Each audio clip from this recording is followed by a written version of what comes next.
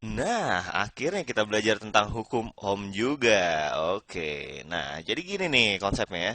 Kamu tadi udah belajar tegangan, udah dong. Nah, udah belajar arus listrik. Nah, udah juga. Nah, sekarang kita belajar kaitan antara apa nih? Iya, kaitan antara tegangan dan arus listrik. Dari tadi kita belajar arus listrik sendiri, tegangan sendiri gitu ya. Nah, ternyata antara arus listrik dan tegangan itu ada kaitannya. Dan kaitannya ini akan kita tunjukkan di hukum Ohm. Jadi gini, si Ohm ini bilang bahwa jika suatu jika suatu konduktor ohmik, nah dia bilang gitu, ya ohmic conductor gitu ya. Nah, kalau konduktor ohmik ini dilalui arus, maka apa yang terjadi? Maka dia bilang nih, kata si Ohm itu, maka tegangan dan arus listriknya akan berbanding lurus, gitu ya. Nah, jadi inilah konsepnya. Tegangan dan arus akan berbanding lurus jika ada suatu konduktor ohmik yang dilalui arus listrik gitu ya, dilalui oleh listrik. Nah, cuman dia bilang dia ngasih tambahan nih. Tambahannya gini, tambahannya selama parameter yang ada di konduktor ohmik itu nggak berubah. Artinya parameternya seperti apa? Suhu dan lain-lainnya segala macam. Misalkan ya suhunya naik ya bisa jadi perbandingannya nggak lurus lagi. Oke, kemudian dari konsep berbanding lurus ini si Ohm ini bikin rumus. Ya udah deh, karena berbanding lurus kan. Oh, kalau berbanding lurus berarti V per I-nya ini konstan nih. V per I ini akan selalu segitu-segitu aja. Ya, misalkan V-nya naik, ya I-nya ikut naik. Kalau V-nya turun, I-nya ikut turun. Nah, tapi besarnya berapa? Oke, si Ohm ini bilang, kita sebut aja besarnya R dari kata resistor gitu ya. Oke, jadi inilah hukum Ohm gitu ya. Oke, atau kita bisa bilang V itu sama dengan I dikalikan dengan R gitu ya. Oke, inilah hukum Ohm. Udah gitu doang. Ya.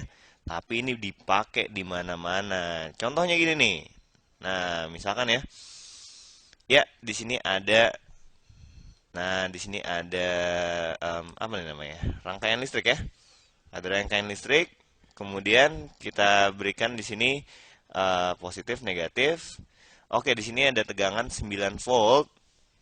9 volt. Kemudian di sini misalkan berapa? Misalkan ya 10 ohm deh, 10 ohm. Oh iya, simbol ohm itu gini ya. Simbolnya gini nih.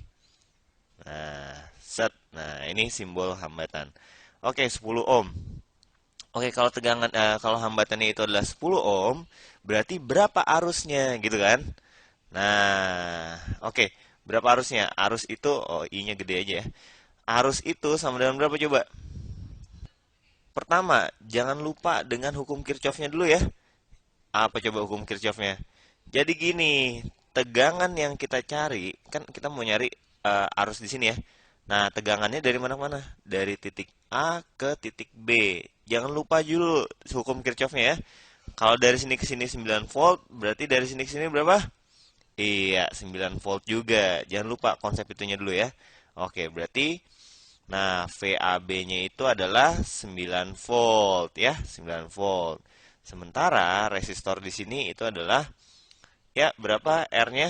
R-nya itu adalah 10 ohm.